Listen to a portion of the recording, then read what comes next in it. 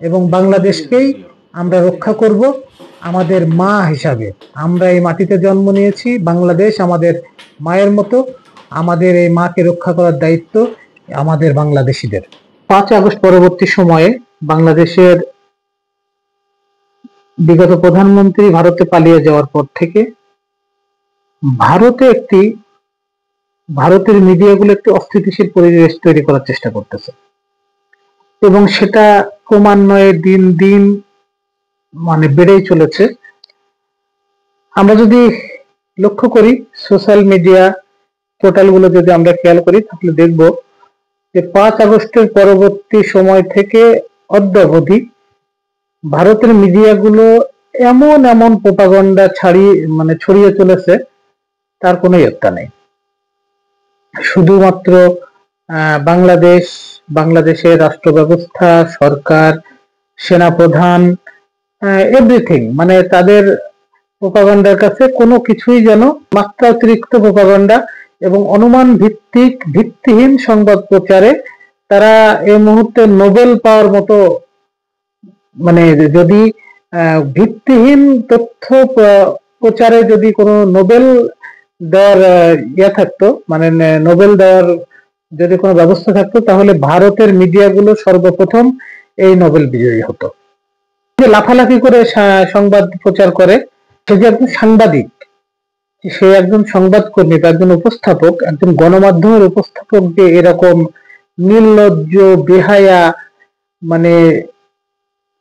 জ্ঞানহীন একটি মানুষ হতে পারে, সেটা ভারতের এই মিডিয়াগুলো দেখলেই বোঝা যায়।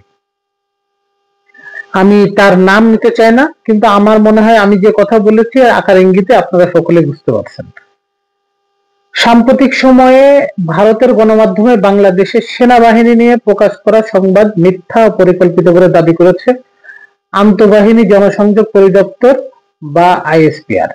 মঙ্গলবার রাত্রে আইএসপিআর এর বিবৃতিতে বলা হয়েছে, ভারতীয় গণমাধ্যম দ্য ইকোনমিক টাইমস এবং ইন্ডিয়া টুডে সম্প্রতি সেনাবাহিনীতে অভ্যুত্থানের সম্ভাবনা এবং চেইন অব কমান্ড ভাঙার মতো ভিত্তিহীন ও মনগড়া প্রতিবেদন প্রকাশ করেছে। প্রকাশ করে বিবৃতিতে বলা হয়, এই প্রতিবেদনগুলো সম্পূর্ণ মিথ্যা এবং সুস্পষ্টভাবে একটি পরিকল্পিত বিভ্রান্তিমূলক প্রচারণার অংশ, যা বাংলাদেশের স্থিতিশীলতা ও সশস্ত্র বাহিনীর ভাবমূর্তি ক্ষুণ্ণ করার উদ্দেশ্য করা হচ্ছে। আইএসপিআর এর বিবৃতিতে বলা হচ্ছে যে, আমরা স্পষ্টভাবে জানিয়ে দিতে চাই, বাংলাদেশ সেনাবাহিনী সুসংগঠিত, ঐক্যবদ্ধ এবং সেনাপ্রধানের দক্ষ নেতৃত্বে সাংবিধানিক দায়িত্ব পালনে প্রতিশ্রুতিবদ্ধ। দর্শক, এটাই তো হওয়ার কথা। বাংলাদেশের সেনাবাহিনী নিঃসন্দেহে দেশপ্রেমিক একটি বাহিনী। বাংলাদেশের প্রতিটি দুর্যোগ, প্রতিটি পরিস্থিতির অবনতি, যে কোনো পরিস্থিতির অবনতিতে বাংলাদেশ সেনাবাহিনী সর্বপ্রথম জনমানুষের পাশে এসে জনমানুষের জানমাল রক্ষা করে এবং করেছে এবং ভবিষ্যতেও করবে, আমরা আশা করি। বাংলাদেশ সেনাবাহিনীর প্রতি আমাদের আস্থা, যেমন আমরা আস্থাশীল, তেমন এই বাহিনীটির প্রতি আমাদের শ্রদ্ধা অপরিসীম। বাংলাদেশ সেনাবাহিনী আমাদের গৌরবের, ঐতিহ্যর। বাংলাদেশ সেনাবাহিনী একটি দেশপ্রেমিক, সুসংগঠিত একটি বাহিনী।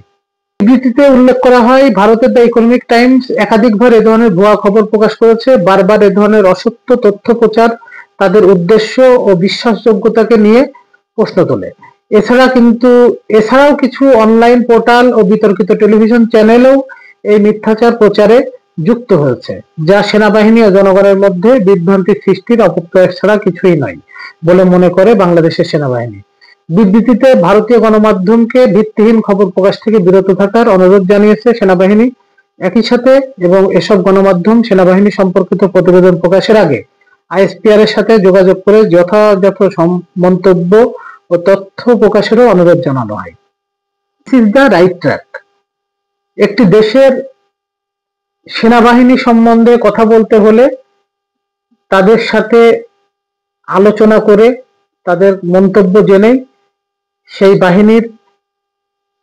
বাহিনী নিয়ে প্রতিবেদন করা এটা জরুরি। একটি সেনাবাহিনী একটি দেশের একটি সার্বভৌমত্বের রক্ষা কবচ। সেই বাহিনীর সম্বন্ধে যদি কেউ কোনো মন্তব্য করে, কোনো কটূক্তি করে, সেটা নিঃসন্দেহে সেই দেশের সার্বভৌমত্বে আঘাত করার মতো। গত 5 আগস্টের পরবর্তীতে এই 7 মাসে ভারতের মিডিয়াগুলো যেভাবে বাংলাদেশের বিভিন্ন ইস্যু নিয়ে তারা মন গড়া, ভিত্তিহীন এবং নৈতিকতা বহির্ভূত একটি যেসব সংবাদ প্রকাশ করেছে, তার জন্য বাংলাদেশের মানুষ ভারতকে ইতিমধ্যে তো বয়কট করেছেই, পাশাপাশি ভারতের প্রতি একরকম ঘৃণা জন্ম নিয়েছে। কারণ আপনি একটি মানে খেয়াল করে দেখবেন যে মিথ্যাবাদীর পক্ষে কেউ থাকে না। আর তদ্রূপ ভারত সরকার তাদের এজেন্ডা বাস্তবায়ন করার জন্য তথাকথিত কিছু নাম সর্বস্ব অনলাইন পোর্টাল, কিছু নাম সর্বস্ব আইপি টেলিভিশন, এগুলো তো করছেই। পাশাপাশি আমার সবচেয়ে অবাক লাগে আনন্দবাজার, তারপরে দি ইকোনমিক টাইম, তারপর এরকম ধরনের যেসব পত্রিকার একটি গ্রহণযোগ্যতা আছে বাজারে, তারা যদি এরকম একটি মন গড়া ভিত্তিহীন সংবাদ প্রকাশ করে, সেটা সত্যিই মানে একজন সংবাদকর্মী হিসাবে দুঃখজনক।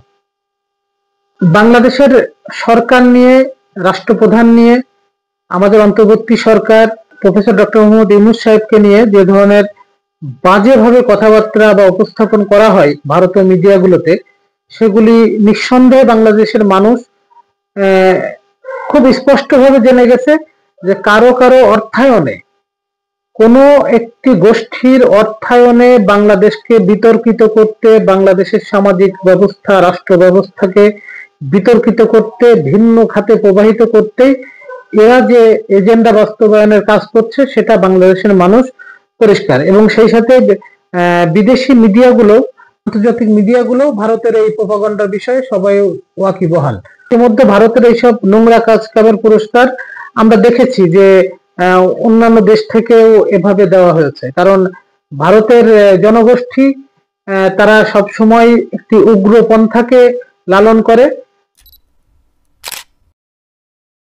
ভারতের সরকার বা ভারতের জনগোষ্ঠী একটি উগ্রতাকে সব সময় লালন করে। তারা তাদের দেশের যে সংখ্যালঘু সম্প্রদায় আছে, মুসলিম সম্প্রদায় সহ আরো কিছু জনগোষ্ঠী আছে, তাদেরকে তারা যখন তখন যেখানে সেখানে অপমান, অপদস্থ এবং কি তাদেরকে নিগৃহীত করার একটি চরম প্রচেষ্টা, অপকৌশল তারা চালিয়ে যায়। আমরা অনুরোধ করব ভারতের কাছে যে আপনারা বাংলাদেশের দিকে না তাকিয়ে আপনাদের নিজের দিকে, নিজের শরীরের দিকে তাকান।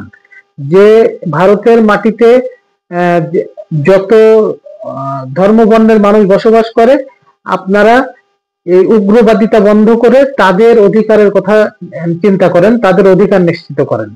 বাংলাদেশ তার নিজের সার্বভৌমত্বের উপরে এবং বাংলাদেশের মানুষ দ্বারা গঠিত তাদের সরকার, সেই সরকার বাংলাদেশের মানুষের ভালো মন্দ চিন্তা করবে। এখানে সবচেয়ে বড় বিষয় হচ্ছে ভারতের মাথায় হাত পড়েছে এই কারণেই, ভারতের একটি বড় বিজনেস পলিসি ছিল এবং বিজনেস ক্ষেত্র ছিল বাংলাদেশ। সেই বাংলাদেশ 5 আগস্টের সরকারের পতনের পর ভারতের সেই জাল গুটিয়ে নিতে বাধ্য হয়েছে। ভারতের গোয়েন্দা সংস্থা তারা বাংলাদেশের মাটিতে যেভাবে নিয়ন্ত্রণ করত, বাংলাদেশের সরকারকে যেভাবে নিয়ন্ত্রণ করে, বিগত সরকারকে যেভাবে নিয়ন্ত্রণ করেছে, এবং তা দিয়ে তাদের যে মানে নিজের যে আকাঙ্ক্ষা পূরণ করে নিয়েছে, সেই আকাঙ্ক্ষার বিষয়গুলো এখন আর পূরণ হচ্ছে না। কারণ বাংলাদেশ আগের বাংলাদেশ নেই, বাংলাদেশ এখন নতুন বাংলাদেশ।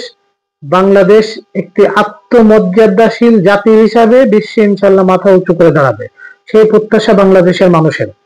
ভারত যদি কখনো মনে করে থাকে যে 5 আগস্টের আগের সরকারের সাথে যে সম্পর্ক আর যে নৈতিকতা নিয়ে তারা বাংলাদেশের সাথে সম্পর্ক করেছিল, সে তাহলে তারা এখনো ভুলের রাজ্যে বসবাস করছে। বাংলাদেশের সাথে সম্পর্ক করতে হলে বাংলাদেশের মানুষের আকাঙ্ক্ষাকে প্রাধান্য দিয়ে, বাংলাদেশের মানুষ কি ধরনের সম্পর্ক চাই সেই সম্পর্কের দিকে খেয়াল রেখে এই দুই দেশের রাষ্ট্রীয় সম্পর্ক গঠন করতে হবে। আগরে যদি মনে করা হয় যে আগের মতো প্রভুত্ব ফলাবে বাংলাদেশে, সেটা আর হবার মতো নয়। সেদিন অনেক আগেই শেষ হয়ে গেছে। বিশেষ করে 5 আগস্টের আগ পর্যন্ত সেই জিনিস শেষ। 5 আগস্টের পরে বাংলাদেশের মানুষের চিন্তা চেতনা একটু ভিন্ন রকম। বাংলাদেশের মানুষ তার নিজের আত্মমর্যাদার সাথে আপোষ করবে না।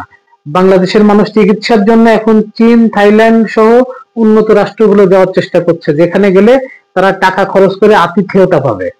অন্য কারো অবজ্ঞা বা অবহেলার পাত্র হওয়ার জন্য বাংলাদেশের মানুষ টাকা খরচ করতে ইন্ডিয়া যাবে না।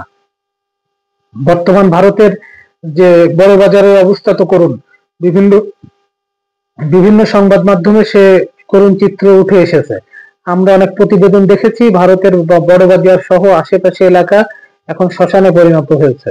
সেই বড় বাজারে যে রমরমা জমজমাট ব্যবসা আর নেই। সেই হোটেল রেস্তোরাঁ গুলো আর লোকারণ্য হয় না। সেই লজ গুলো, তারপরে আবাসিক হোটেল গুলো এখন খালি পড়ে থাকে। 300 টাকায় এখন এসি হোটেলের জন্য অফার দেওয়া হয় ভারত থেকে। সো দিন খুব ঘনিয়ে এসেছে। আর এসব এরকম ধমকি ধামকি এবং অপপ্রচার করে বাংলাদেশকে পিছিয়ে রাখা যাবে না, দমিয়ে রাখা যাবে না। বাংলাদেশের মানুষ তার নিজের আদর্শ, তাদের ধর্ম, তাদের নৈতিকতা, তাদের ভালোবাসা দিয়ে বাংলাদেশ এগিয়ে নেবে। বাংলাদেশ এগিয়ে যাবে। Hello Bangladesh, hello Bangladesh, hello hello. ধন্যবাদ, ভালো থাকবেন।